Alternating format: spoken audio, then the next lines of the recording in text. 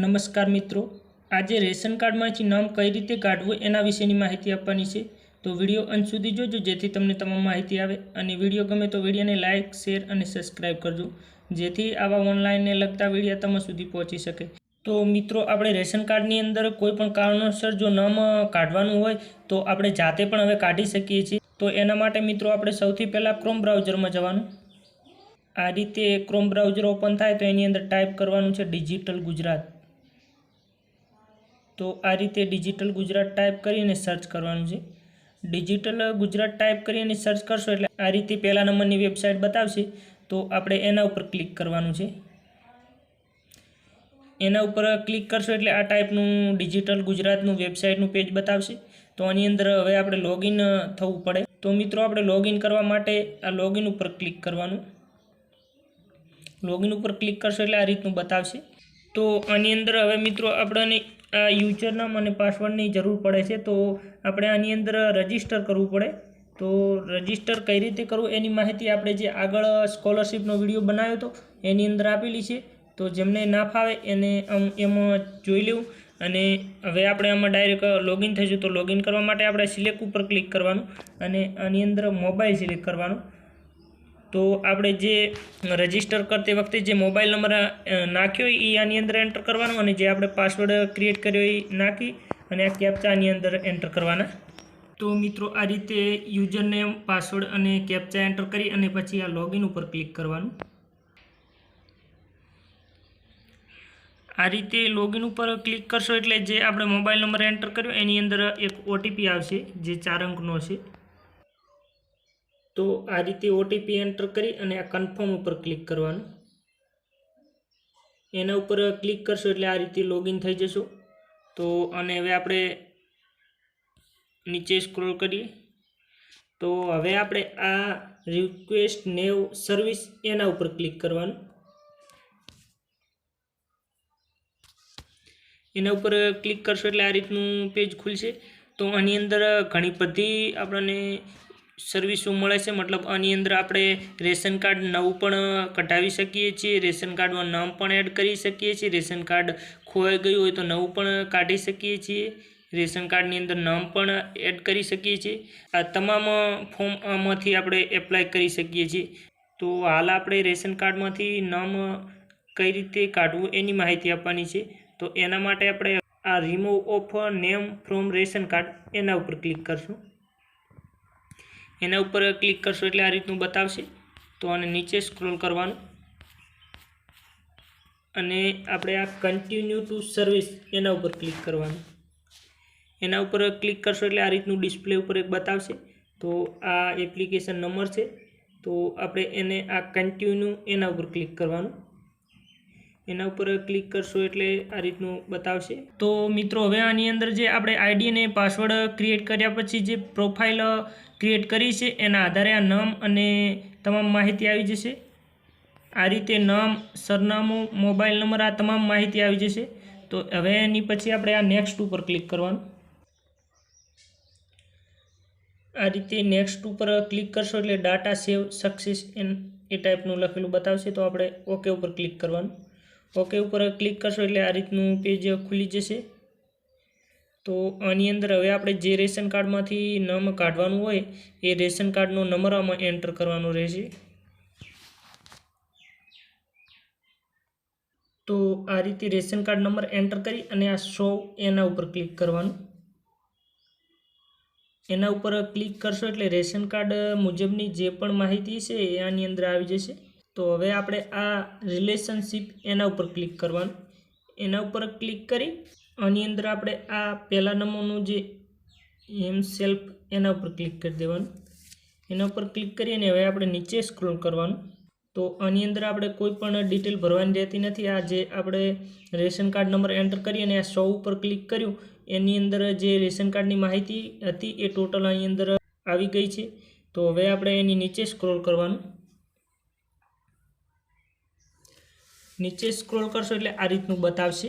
તો આની અંદર આપણે હવે જે નામ રિમૂવ કરવાનું હોય, જે નામ કાઢવાનું હોય એને આ બોક્સમાં આપણે ટિક કરવાનું. તો આપણે એના ઉપર ટિક કરશું એટલે આ રીતે ટિક થઈ જશે. અને પછી આ સાઈડમાં સ્ક્રોલ કરવાનું. એટલે આની અંદર હવે આપણે આ સિલેક્ટ ઉપર ક્લિક કરવાનું. એના ઉપર ક્લિક કરશો એટલે આ રીતનું બતાવશે. તો આની અંદર જે તમે નામ કાઢતા હોય એનું જે મેન રેશન કાર્ડ મેન છે એના સાથે શું સંબંધ છે એ તમારે સિલેક્ટ કરવાનો છે. તો તમારે જે પણ લાગુ પડતું હોય એ સિલેક્ટ કરી લેવાનું અને પછી સાઈડમાં સ્ક્રોલ કરવાનું. એટલે આ બીજામાં જે સિલેક્ટ ઉપર ક્લિક કરવાનું. એના ઉપર ક્લિક કરશો એટલે આ રીતનું બતાવશે. તો આની અંદર એ તમારે સિલેક્ટ કરવાનું રહેશે કે તમે શું કારણથી આની અંદર નામ રિમૂવ કરવા માગો છો. જો લગ્ન થયા અને તમે રેશન કાર્ડમાંથી નામ કાઢવા માગતા હોય તો આ મેરેજ સિલેક્ટ કરવાનું રહેશે.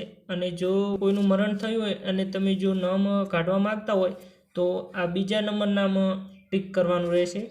અને જો કોઈને છૂટાછેડા થયા હોય તો એના માટે આ ત્રીજા નંબરનું નામ ટિક કરવાનું રહેશે. તો આ 3 કારણો છે મેન. આ કારણોસર હોય તો તમે આમાંથી તમને લાગુ પડતું હોય એ તમે સિલેક્ટ કરી શકો છો. તો આપણે મેરેજવાળું સિલેક્ટ કરવાનું છે.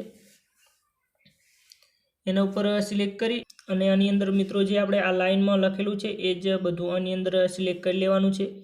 અને પછી નેક્સ્ટ ઉપર ક્લિક કરવાનું.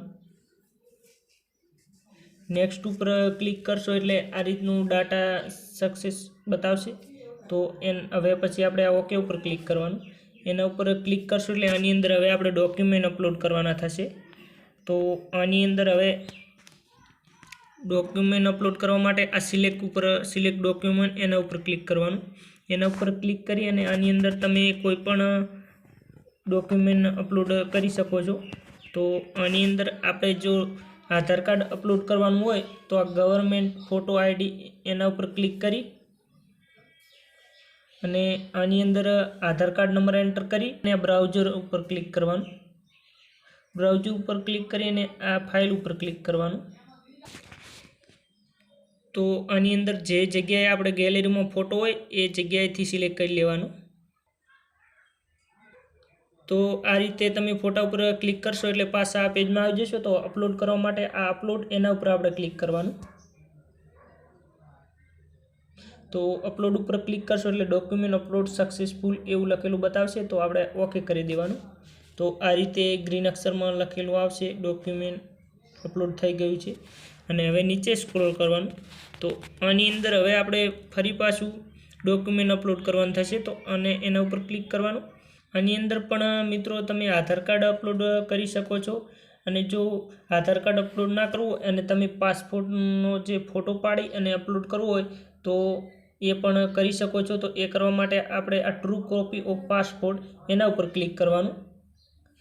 એના ઉપર ક્લિક કરી અને આ રીતે ગમે અંક 1 2 3 4 5 નાખી અને બ્રાઉઝ કરી અને ફોટો જે જગ્યાએ હોય એ જગ્યાએ સિલેક્ટ કરી અને અપલોડ કરી શકો છો. અને એની નીચે સ્ક્રોલ કરવાનું. તો એની નીચે હવે આપણે આના ઉપર ક્લિક કરશું એટલે આમાં જે આપણે ઓરિજિનલ રેશન કાર્ડ હોય એનો ફોટો પાડી અને અપલોડ કરવાનો રહેશે.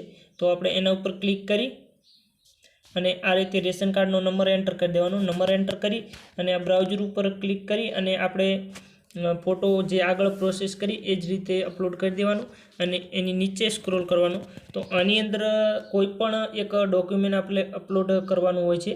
તો જે ડોક્યુમેન્ટ તમારી પાસે હોય એ તમે આની અંદર અપલોડ કરી શકો છો. જો મરણનું પ્રમાણપત્ર હોય, લગ્નનું હોય એ તમે અપલોડ કરી શકો છો. અને જો એ તમારી પાસે કોઈ પણ ડોક્યુમેન્ટ ના હોય તો આપણે આ ચૂંટણી કાર્ડની નકલ એના બોક્સમાં ટિક કરવાનું. એના બોક્સમાં ટિક કરી અને તમારી પાસે જો ચૂંટણી કાર્ડ હોય તો એનો નંબર એન્ટર કરી અને બ્રાઉઝ કરી અને આપણે જે આગળ પ્રોસેસ કરી એ જ રીતે આ અપલોડ ઉપર ક્લિક કરી અને અપલોડ કરી દેવાનું. અને જો તમારી પાસે ચૂંટણી કાર્ડ ના હોય તો તમે આની અંદર ભલે તમે ચૂંટણી કાર્ડ સિલેક્ટ કર્યું પણ તમે આની અંદર આધાર કાર્ડનો નંબર એન્ટર કરીને આધાર કાર્ડ તમે અપલોડ કરશો તો પણ અપ્રુવલ થઈ જશે અને તમારું નામ રિમૂવ થઈ જશે. તો મિત્રો આ રીતે આપણે એ ડોક્યુમેન્ટ અપલોડ કરી અને નીચે સ્ક્રોલ કરવાનું. નીચે સ્ક્રોલ કરશો એટલે આ રીતે ફોટો જો બતાવે તો બરાબર છે અને ના બતાવે તો તમારે આ ફોટો પણ આમાં બ્રાઉઝ કરી અને અપલોડ કરી દેવાનો. તો મિત્રો આ રીતે એક એક કરી અને તમામ ડોક્યુમેન્ટ અપલોડ કરી દેવાના છે. તો આ રીતે ચેક કરી લેવાના. તો આ રીતે તમે ડોક્યુમેન્ટ અપલોડ કરશો એટલે આ રીતે આ ગ્રીન અક્ષરે લખેલું બતાવશે. તો આ રીતે તમામ ડોક્યુમેન્ટ અપલોડ કરી અને જો તમારે આની અંદર કયું ડોક્યુમેન્ટ અપલોડ થયું છે એ જોવું હોય તો આ ડાઉનલોડ ઉપર ક્લિક કરી અને તમે એ પણ ચેક કરી શકો છો કે કયું ડોક્યુમેન્ટ આપણું અપલોડ થયું છે. તો હવે આપણે એને નીચે સ્ક્રોલ કરવાનું. તો આ રીતે તમામ અપલોડ થઈ જાય એટલે પછી આપણે આ સબમિટ ઉપર ક્લિક કરવાનું. સબમિટ ઉપર ક્લિક કરશો એટલે ડાટા અપલોડ સક્સેસ એવું લખેલું બતાવશે. તો આપણે ઓકે ઉપર ક્લિક કરવાનું. ઓકે ઉપર ક્લિક કરશો એટલે આ રીતનું બતાવશે. આની અંદર આપણે 20 રૂપિયા ફી ચૂકવવી પડે છે. તો એના માટે હવે આપણે આ પે યુઝિંગ ગેટવે એના ઉપર ક્લિક કરવાનું. એના ઉપર ક્લિક કરશો એટલે આ રીતનું બતાવશે. તો તમે શેના દ્વારા આ ફી ચૂકવવા માગો છો એ સિલેક્ટ કરવાનું રહેશે. તમે જો ડેબિટ કાર્ડથી ચૂકવવા માગતા હોય તો આ ડેબિટ કાર્ડ ઉપર ક્લિક કરવાનું, અને જો તમે આ ફોનપેથી જો આપણે ટ્રાન્સફર કરવા માગતા હોય તો આ યુપીઆઈ એના ઉપર ક્લિક કરવાનું. એના ઉપર ક્લિક કરશો એટલે આ રીતનું બતાવશે. તો આની અંદર હવે આપણે આ એન્ટર યુપીઆઈ આઈડી એના બોક્સમાં ટિક કરી અને આની અંદર તમારે જે આઈડી હોય યુપીઆઈ એ સિલેક્ટ કરી અને આ વેરીફાઈ યુપીઆઈ આઈડી એના ઉપર ક્લિક કરવાનું. એના ઉપર ક્લિક કરશો એટલે ગ્રીન લાઇનમાં રાઈટ થઈ જશે અને પછી નીચે સ્ક્રોલ કરવાનું. નીચે સ્ક્રોલ કરશો એટલે પે લખેલું દેખાશે, એના ઉપર ક્લિક કરવાનું. એના ઉપર ક્લિક કરી અને પછી તમારે પાછું બેક આવી જવાનું અને ફોનપેના એપ્લિકેશનમાં જવાનું. એમાં જઈ અને ફી 20 રૂપિયા પે કરી દેવાની. એ પે કર્યા પછી તમારી અરજી સેવ થઈ જશે.